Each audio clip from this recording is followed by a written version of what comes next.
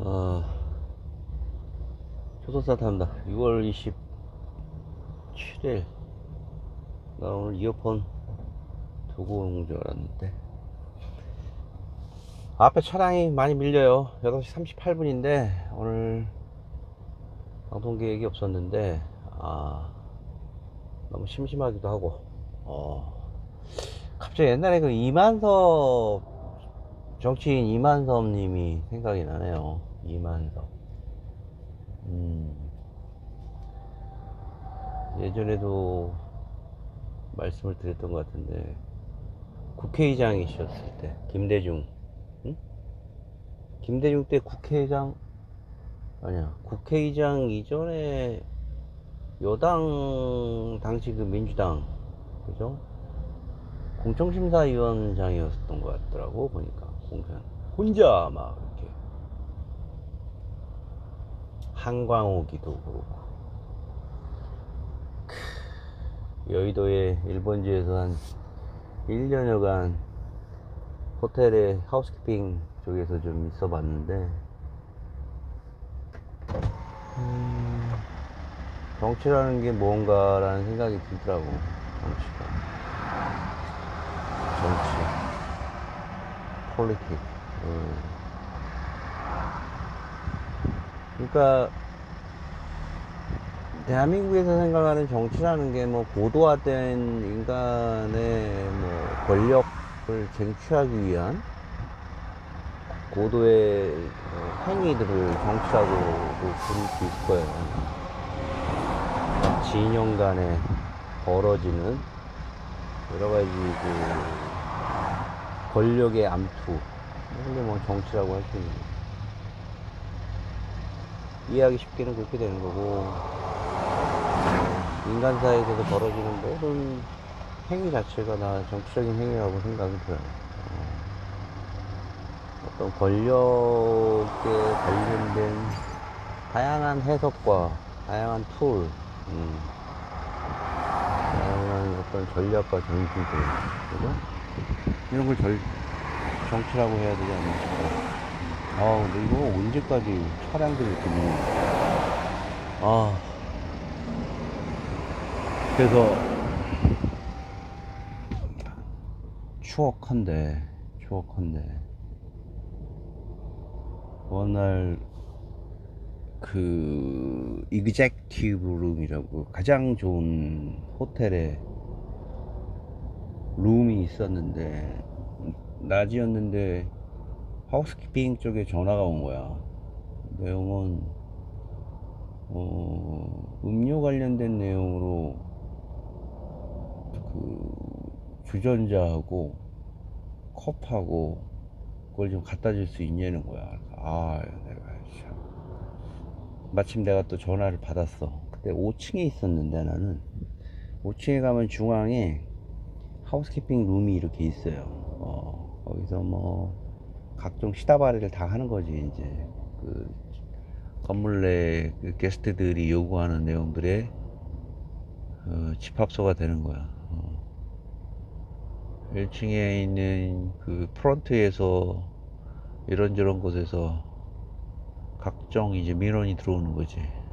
그런 거 해결해 줬던 기억이 나는데, 오늘 전화가 때리고 와가지고 VIP가 오셨는데 주전자하고 뭐 정치인이라는 얘기도 있고요. 정치인 누굴까? 되게 궁금했어. 싫지는 않았어. 약간 좀 그렇게 했는데 VIP 룸이라고 그러더니 한번 올라가 보자라고 딱 준비를 해서 올라갔는데 톡톡거렸어. 그런데 보좌관이 시켰던 것 같아. 저희들이 뭐 그런 오더를 내린 적은 없는데, 들어오시라고 그래서 들어갔는데, 쭉 해서 이제 그쪽에다가 음료를 배치를 했었어. 근데 그런 와중에도 그 심영래 씨라고 있었어요. 그때가 2000년이었어. 2000년. 99년에서 2000년 넘어가는 그 시점이었던 것 같아. 아닌가? 99년에서 2000년 넘어가는 시기인가? 2000년에서 2001년 넘어가는 시기. 아무튼 그 시점이었는데 99년에서 2000년 넘어가는 시점이었던 것 같아요. 갔는데 당시에 그 영화 산업이라는 거는 특히나 그 헐리우드 쉔이라는 작품도 이렇게 그 소개가 돼가지고 상당한 호응을 받았어요. 영화 자체가 스펙타클하고 액션물이라든가 이런 소품이라든가 이런 부분이 송강호 나오는 영화였잖아요. 기존에 있던 한국 작품 액션 영화보다도 몰입감도 상당한 것 같았고, 그리고 남북 간의 대치 상황을 그 이념적인 부분을 단순히 그냥 그 극단적으로 혐오스럽게 그리지를 않고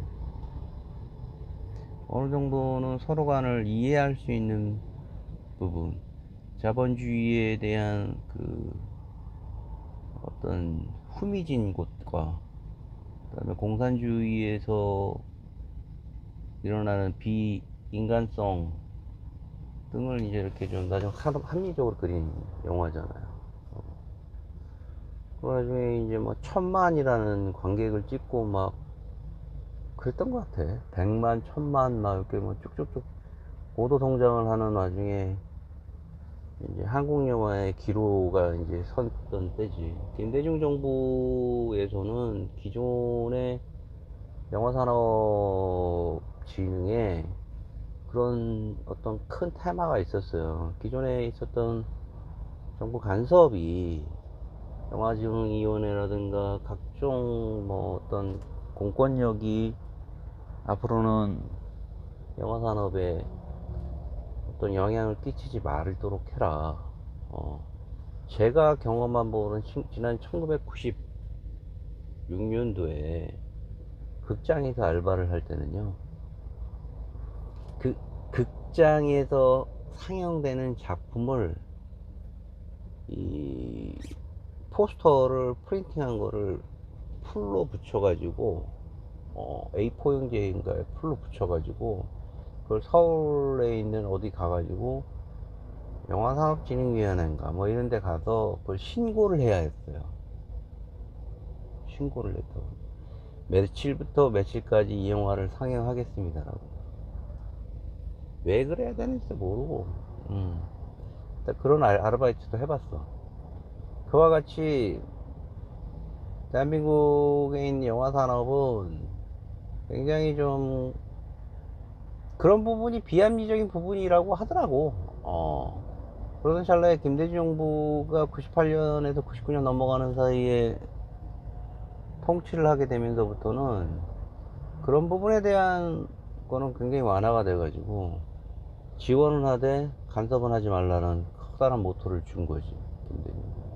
그래서 그런지 뭐 상당히 순풍이 불고 영화산업 자체 내에서도 일약 뭐 다양한 시나리오와 의욕적인 감독들이 이제 쭉 올라오는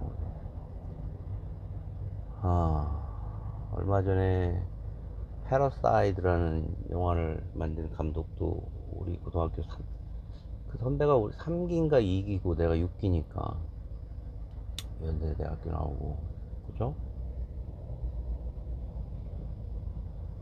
그 다음에 쉬리는 강석훈 감독이라고 여자 코미디언하고 결혼했고, 이제 평촌에 갔던 것 같은데, 어쨌든 그런 찰나에 심형래라는 그 당대 최고의 코미디언이 우리는 그가 영화를 만들었다고 하는데 뭐 일반인들은 그가 이제 감독을 했다는 것 자체도 잘 모르고 상당히 좀 조소 섞인 시각을 보였어요. 왜냐면은 그가 그 다뤘던 상당수의 영화들은 포 키즈,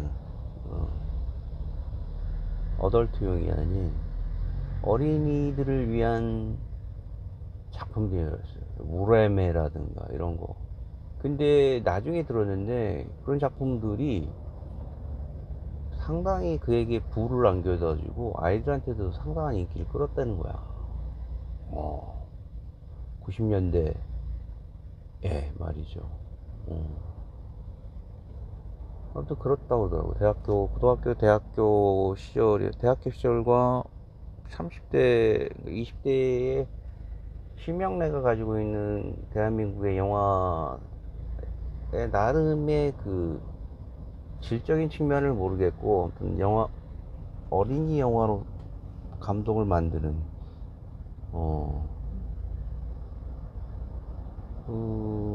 일본에 보면 그런 어떤 만화적인 요소를 가지고 소개하면서 어린이들을 위한 이런 커스튬을 입고, 뭐 우주, 뭐 이런 내용들, 외계인, 응? 들, 또는 뭐 이런 티라노사우루스, 이런 내용들을 어린이들이 상당히 되게 좋아했다고 합니다. 그런 내용들이. 와, 여기 사고 났었구나. 여기 사고가 났었나봐요. 우측에. 아줌마. 아이고, 이것 때문에 지금 계속 밀리는 거야. 차는 튕겨쳐 나가서 바퀴가 반대편에 간 거고. 이쪽은 왜 또 저기 간 거. 이렇게 고속도로, 지금 여기 이쪽은 제천 치윤간 고속도로인데 2차선이에요. 왕복 4차선인데 라바콘 걸려있고. 왜지? 사고가 크게 났나 보네. 보시면 중앙선이 중앙선을 누가 넘나들 정도로, 왼쪽에 보면 중앙선이 넘나들 정도 넘어왔나 보네. 어허. 보도블록이 깨져서 약 5m 가량의 보도블록이 파손되고, 상향선 왼쪽은 이게 어떻게 된 거야? 설명이 어떻게 되는 거야? 도른 거야, 차가? 유해화학 물질의 차량도 박살이 날 정도로 상당히 큰 사고서 우측에 1톤 화물하고. 오호. 시끄럽네. 이게 타면서 어떻게 반대편까지 해서 양측 방향은 전부 다 지금 스톱사행 상태였어요. 상행선은 이쯤에서 조암 비슷한 곳에, 조암 쪽에서 풀린 것 같고요. 어찌됐든 운전 조심해. 심영래가 우레메 등의 작품을 통해서 어찌됐든지 간에 어떤 감독으로서의 스킬이라든가 이런 스텝 간의 관계, 그리고 시나리오의 어떤 녹아내는 영상미라든가 이런 부분을 자신이 스스로 익혀나가고 있는 찰나에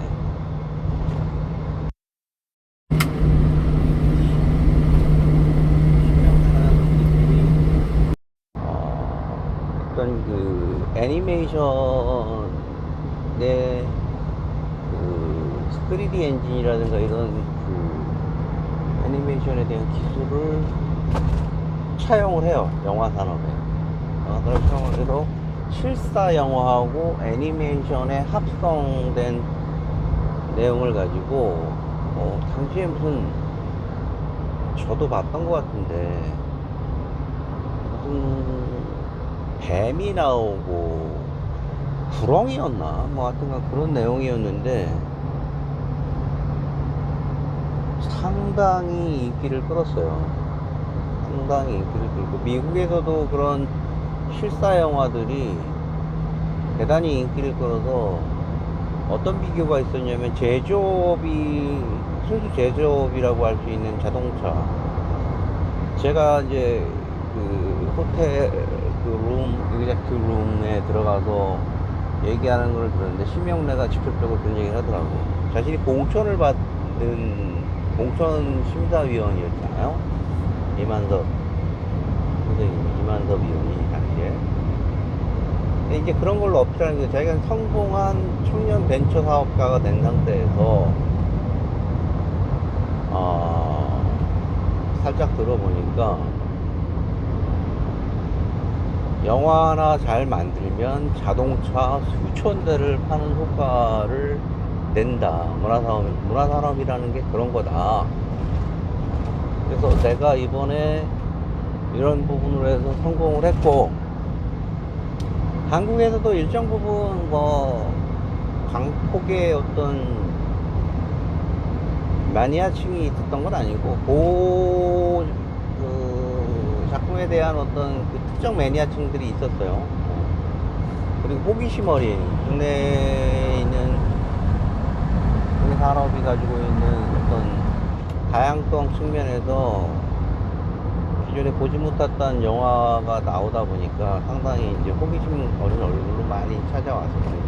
완성도는 좀 떨어졌고, 솔직히 시나리오라든가. 그렇게 해서 성공을 거둔 상태에서 자신도 이제 정치를 해야 되겠다는 생각을 했던 거지. 그때 심영래는 동료 연예인이라든가 우리 일반 사람들한테 놀라운 어떤 반향을 일으켰어요. 야, 사람이 상당히 똑똑하구나. 기존의 그 유머 1번지라든가 이런 곳에도 보여.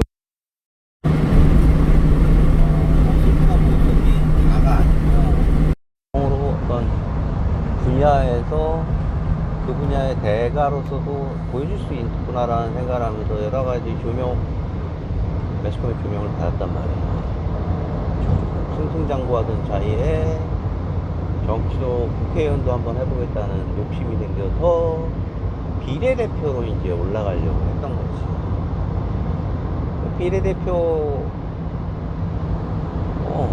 비례대표 승리를 받기 위해서 이제 공천 심사를 받는 거지. 잘 안 됐어, 내가.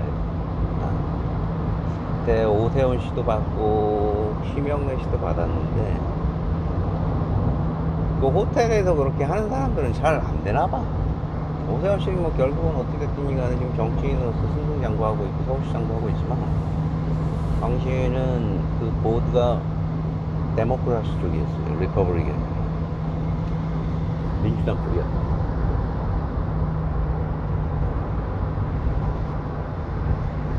정치라는 행위는 대한민국에서는 권력을 창출하고 권력에 취할 수 있는 충분한 구조의 단단한 꿀단지 같은 어떤 잡이에요. 잡이라고 해야 되나? 왜냐면 그들만을 위한 국회법을, 국회의원이라는 게, 국회라는 게 무슨 일이야?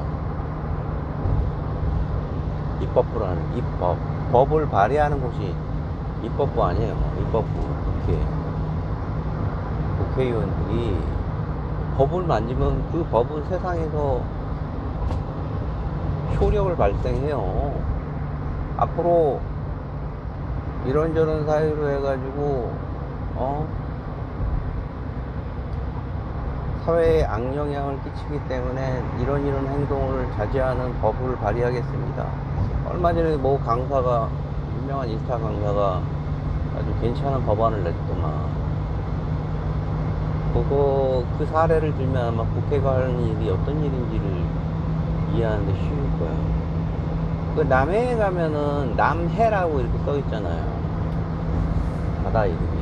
그러지 말고 당시에 이순신 장군이 싸웠던 해전에 어디서부터 어디까지, 뭐 부산포부터 뭐 여수 어디 앞바다까지는 이름을 뭐 이순신 해로 하자. 라는 게 주요 핵심 골자예요. 법안발이. 지역 이름을 바꾸는 것도 그렇게 하면 그게 뭐 이렇게 바꾸자 해도 바꾼 게 아니라 각종 행정 문서라든가 지도 또 관련된 내비게이션 해도 뭐 국제적으로 보여줘야 되는 해도 뭐 이런 것들 다 바꿔야 되잖아. 군이 다 바뀌어야 되고 법률적인 부분도 있고 그렇잖아. 이순신해 순신해로 바꿉시다 라는 발의를 했다는 의미가 뭐냐면 이게 국회에서 과반수 이상 통과가 되니까 그러니까 법사위원회에서 통과가 되고 법사위원회에서 각 그 분과위원회에 있는 나온 사람들의 타당한 법률이다라고 판단을 하면 통과가 돼요. 지금 적체된 국회법이 어마어마하게 많대요. 적체된 국회법이. 그리고 국회의원의 진정한 실적은 국회 적절한 법률을 얼마만큼 만들어서 세상에 내놓냐, 세상을 아름답게 꾸미냐라는 부분이 국회의원에 대한 평가 아니겠어?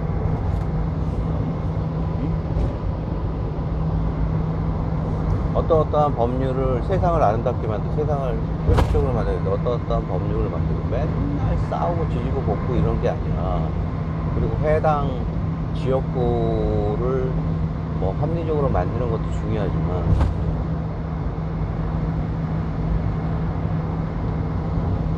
지역사회나 현재 살고 있는 대한민국에 있는 국민들의 삶의 질을 높이기 위한 높은 창의적인 법률 아이디어를 가지고 만드는 거. 이게 물론 이제 이권도 각종 이권도 다 달라붙게 돼 있어요. 자연스럽게. 그렇기 때문에 통과되지 않는 법이 막 이만 하지만 그럼에도 불구하고 국회의원은 법률을 만들어서 소개를 해야 되는 거예요. 동료 의원들.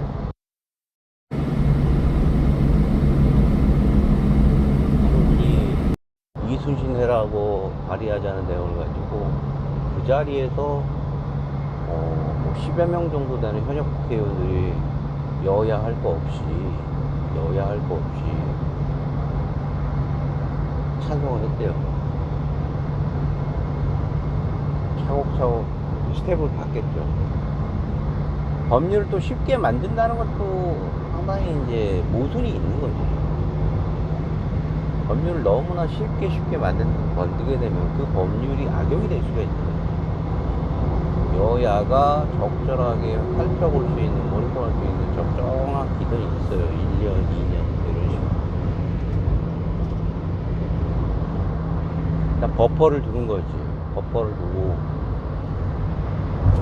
그 AI에 관련된 법률도 이제 곧 날로 발의되지 않겠어. 뭐 프랑스라든가 이런 곳에서 벌써 관련된 우려스러운 법들에 이 AI에 관련된 뭐 학생들은 사용하지 말라는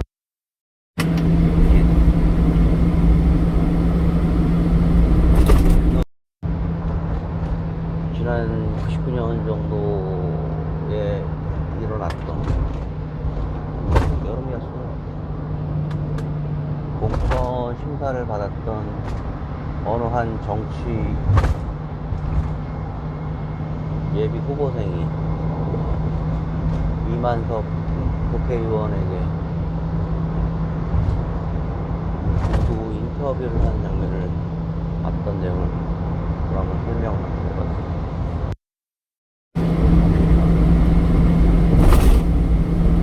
그 당시도 이만석 의원은 라이브 컴퍼니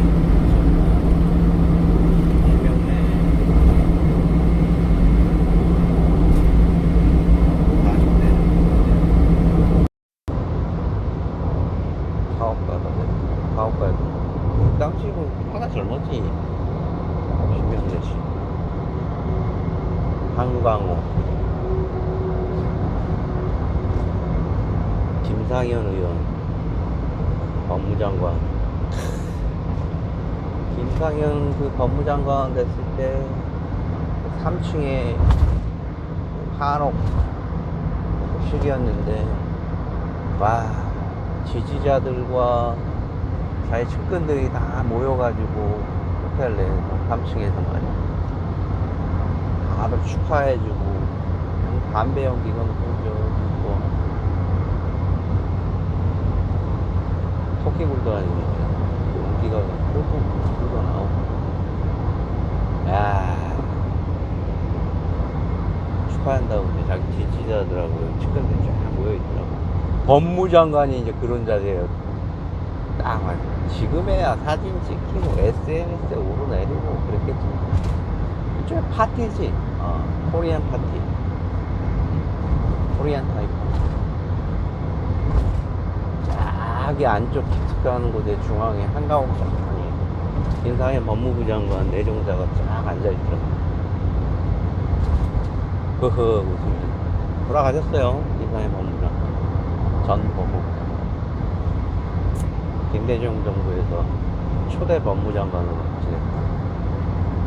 자, 오늘은 예전에 있었던 국회의원, 정치인들에 대한 개인적인 만남과 조우, 경험들, 생각들을 한번 말씀을 드려봤습니다. 홍삼포도에서 기름과 요소수를 좀 넣고 또 바로 시작해볼게요. 비가 많이 오니 조심하시고, 아까 뭐 사고가 이렇게 대형 사고가 나니 조심하겠습니다. 조심들 하시고요. 조선사태였습니다.